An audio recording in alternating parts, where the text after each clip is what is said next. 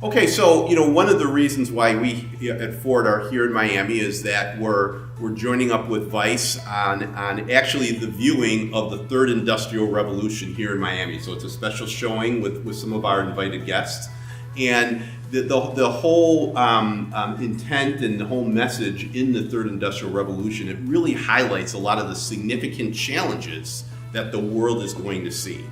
And in order to solve those challenges, we're going to need to find breakthroughs in many different areas to solve those challenges. How we communicate, we're going to need new communication modes. We're going to need new energy. How we're using energy has to change, right? More renewable energy, solar energy, that's going to have to change. But then also mobility, how we move people around is going to have to change as well. And when you think about how crowded our cities are, even here in Miami, how crowded the roads are, more and more people are going to be born and are going to need to move around. And we're going to have to figure out different ways to move people around in Miami or New York or in Shanghai, China. And we, Ford, want to be part of those new mobility solutions. So we're really excited that this film is being shown here because we want to be part of really helping solve a lot of those challenges the future is going to see, particularly in the mobility space.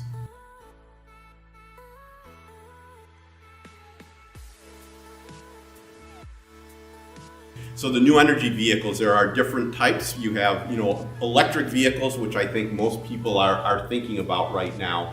Right now the percentage is relatively small when you think about electric vehicles that you could actually plug in. It's really less than 10%, probably 5 to 10%, but it's really growing quickly. I think as people really start to use these vehicles and see the benefits of the vehicles, we're going to see more customers going into those vehicles. But also we're seeing governments throughout the world setting up regulations that are almost going to require people to drive more and more electric vehicles. So while the percentage are small now, we think it's going to grow fairly rapidly.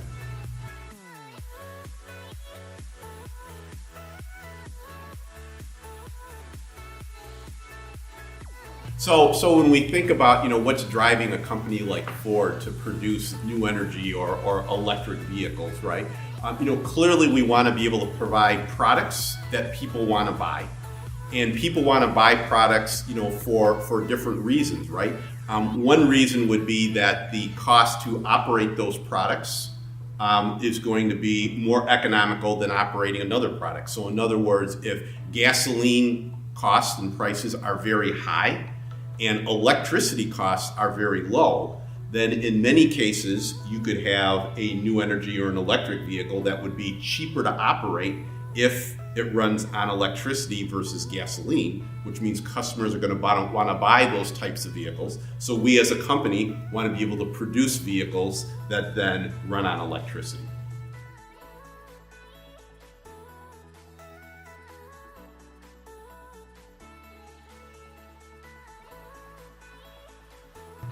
Yeah, so when we think about these new energy vehicles or these advanced technology in electric vehicles, we want to make sure that those vehicles last just as long, are just as safe, right, are just as durable as, I'm going to call it, a traditional gasoline vehicle. So we're not going to put out a new energy vehicle or an electric vehicle until we get to that level. So we have extensive testing.